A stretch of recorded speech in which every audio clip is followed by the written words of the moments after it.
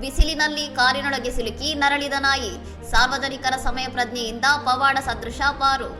ಅಸ್ಸಾಂನ ಗುವಾಹಟಿಯಲ್ಲಿ ಮಾಲೀಕನೊಬ್ಬ ತನ್ನ ಸಾಕು ನಾಯಿಯನ್ನು ಬೆಳಗ್ಗಿನಿಂದ ಮಧ್ಯಾಹ್ನದವರೆಗೆ ಕಾರಿನೊಳಗೆ ಲಾಕ್ ಮಾಡಿ ಹೋಗಿದ್ದರಿಂದ ಉಸಿರುಗಟ್ಟುವ ಸ್ಥಿತಿಯಲ್ಲಿದ್ದ ನಾಯಿಯನ್ನು ಸ್ಥಳೀಯರು ರಕ್ಷಿಸಿದ ಘಟನೆ ನಡೆದಿದೆ.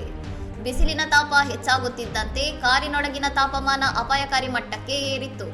ಗಾಳಿಯಾಡದೆ ನಾಯಿ ಒದ್ದಾಡುವುದನ್ನು ಗಮನಿಸಿದ ಸ್ಥಳೀಯರು ತಕ್ಷಣವೇ ಕಾರಿನ ಲಾಕ್ ತೆಗೆದು ರಕ್ಷಣಾ ಕಾರ್ಯಾಚರಣೆ ನಡೆಸಿದ್ದಾರೆ. ಮಧ್ಯಾಹ್ನ 1:30 ಸುಮಾರಿಗೆ ನಾಯಿಯನ್ನು ಸುರಕ್ಷಿತವಾಗಿ ಹೊರತೆಗೆದ ಜನರು ಅದಕ್ಕೆ ತಕ್ಷಣವೇ ನೀರು ಮತ್ತು ಪ್ರಥಮ ಚಿಕಿತ್ಸೆ ನೀಡಿದ್ದಾರೆ.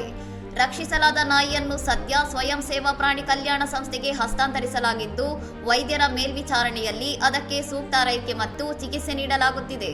ನಾಯಿ ಈಗ ಅಪಾಯದಿಂದ ಪಾರಾಗಿದೆ. ಬಿಸಿಲಿನಲ್ಲಿ ನಿಲ್ಲಿಸಿದ ಕಾರಿನ ಒಳಗಿನ ತಾಪಮಾನ ಕೆಲವೇ ನಿಮಿಷಗಳಲ್ಲಿ ದುಪ್ಪಟ್ಟಾಗಿರುವುದರಿಂದ ಮೂಕ ಪ್ರಾಣಿಗಳನ್ನು ಕಾರಿನಲ್ಲಿ ಒಂಟಿಯಾಗಿ ಬಿಡುವುದು ಅವುಗಳ ಪ್ರಾಣಕ್ಕೆ ಕುತ್ತು ತರುತ್ತದೆ ಎಂದು ತಜ್ಞರು ಎಚ್ಚರಿಸಿದ್ದಾರೆ. ಪ್ರಾಣಿಗಳ ಸುರಕ್ಷತೆಯ ಕುರಿತು ಸಮಾಜದಲ್ಲಿ ಜಾಗೃತಿ ಮೂಡಿಸಿದ ದಿಸ್ಪುರ್ ನಿವಾಸಿಗಳ ಈ ಮಾನವೀಯ ಕಾರ್ಯವನ್ನು ಎಲ್ಲೆಡೆ ಶ್ಲಾಘಿಸುತ್ತಿದೆ. ಇನ್ನಷ್ಟು ಸುದ್ದಿಗಳಿಗಾಗಿ ನೋಡ್ತಾ ಇರಿ ಸೌರಂ ಟಿವಿ.